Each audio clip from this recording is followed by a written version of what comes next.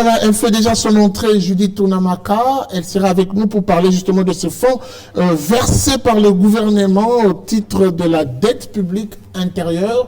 Judith Tounamaka, bienvenue. Merci Guy. Avec vous, justement, nous allons parler de ce fonds versé par le gouvernement congolais au titre de la dette publique intérieure, c'est ça? Tout à fait. Mais avant tout, on va commencer avec la température que nous est donnée tous les jours, le taux d'échange en République démocratique du Congo. Qu'est-ce qu'on doit retenir? Voilà, d'abord définissons le taux de change d'une devise, qui est le cours, soit le prix de cette devise par rapport à une autre. Et aujourd'hui, nous allons vous présenter le taux de change sous forme de tableau qui sera juste affiché derrière moi.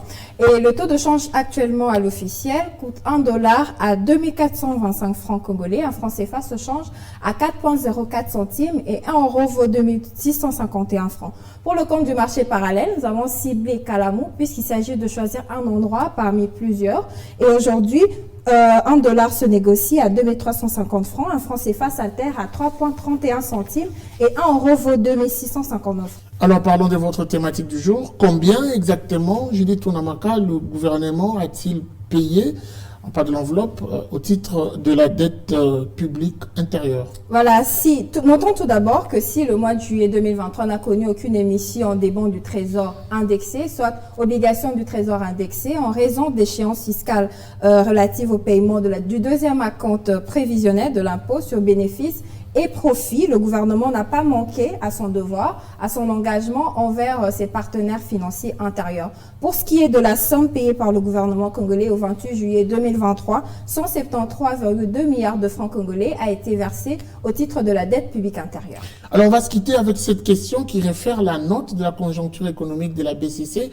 La question est simple, quelle est la somme remboursée par le gouvernement congolais au titre du bon du Trésor indexé, mais aussi des obligations du Trésor indexé?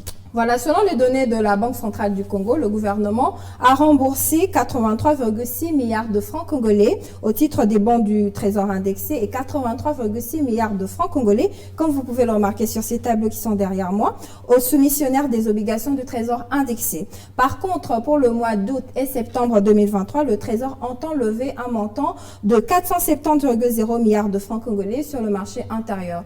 Et pour finir, revenons sur le concept du bon du Trésor indexé, lancé par le gouvernement congolais depuis octobre 2019 dans un contexte très précis, celui de diversifier les sources de financement de la RDC en augmentant ses dépenses publiques. Et à la suite des bons du Trésor indexé, le gouvernement de la République démocratique du Congo a commencé aussi à émettre des obligations du Trésor indexé, c'est-à-dire bien que émis et souscrits en francs congolais, ces titres sont remboursés à l'échéance à la valeur indexée en dollars au moment de leur souscription. Merci beaucoup à vous, Judith Tounamaka, pour cette précision. Je rappelle que vous étiez à la présentation des chiffres clés. C'était un plaisir.